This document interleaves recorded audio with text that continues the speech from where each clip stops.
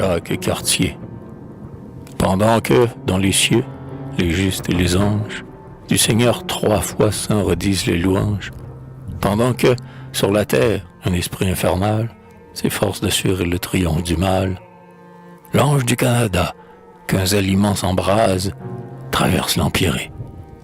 Ardent, rapide, il rase, mille astres lumineux dans l'espace semé, comme, le long des eaux, les phares allumés, afin que sur l'écueil nul navire ne sombre.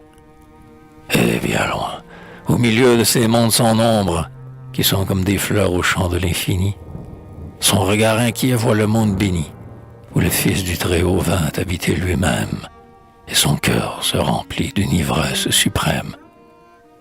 La moitié de la terre est dans l'obscurité, mais il a le flambeau dont la douce clarté doit luire pour tout peuple assis dans les ténèbres. Il découvre à la fois les lieux les plus célèbres.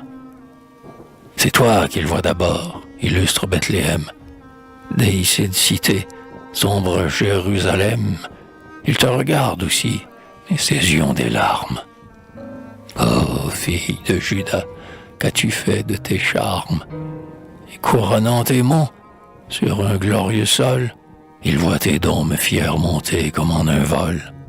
Rome, illustre cité, trône et tombeau de pierre, foyer où luit toujours la divine lumière, toujours il reconnaît ta force et ta beauté, mais ce n'est pas vers toi qu'il va, sainte cité.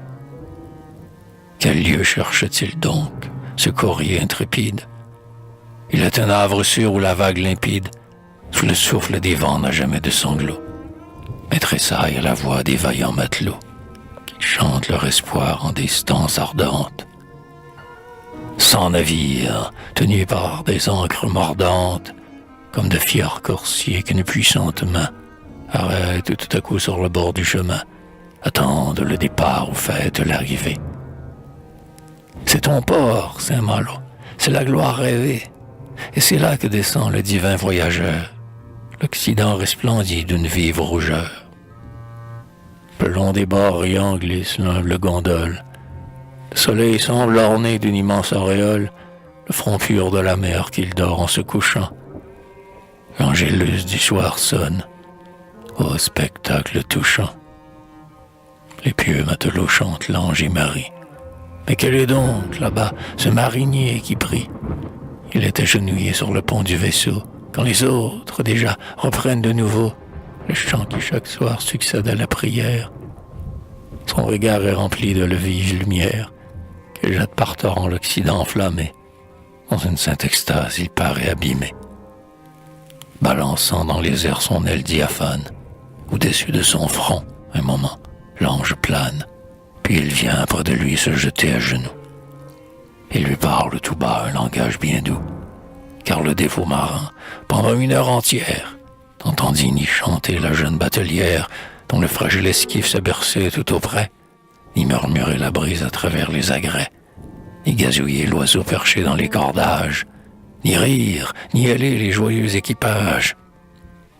Et, pendant qu'il était à genoux sur le pont, une auréole d'or enveloppait son front, mais nul sur le vaisseau ne vit l'ange descendre, et pendant qu'il parlait, aucun ne put l'entendre. Quand le marin sortit de son recueillement, les ténèbres du soir montaient au firmament, et, sur les flots obscurs, les carènes coquettes à peine dessinaient leurs sombres silhouettes. Sur quelques bâtiments tout semblait en repos, sur d'autres s'éveillaient les caustiques propos, ou les accents plaintifs de l'humble cornemuse, ou les chansons d'amour qu'une naïve muse dictait aux jeunes mousses assis sur le gaillard. 2 hommes cependant, sombres comme un brouillard, étaient assis ensemble, appuyés au vingrage, et parlaient à voix basse un étrange langage. Sur l'élégant navire où l'envoyé divin était venu prier à côté du marin, c'était Éguragny, le chasseur intrépide, d'Omagay à son frère, au pied leste et rapide. Si le jour eût encore illuminé les cieux, on aurait vu des pleurs s'échapper de leurs yeux. On aurait vu souvent leur visage de cuivre se tourner vers la mer, comme pour y poursuivre un fantôme géré qui s'éloignait toujours. L'un regrettait son arc et l'autre ses amours. Cartier, car c'était lui qui avait visité l'ange, éprouvait dans son corps quelque chose d'étrange. Éclairé par la foi, par l'espoir soutenu, il se sentait alors poussé vers l'inconnu.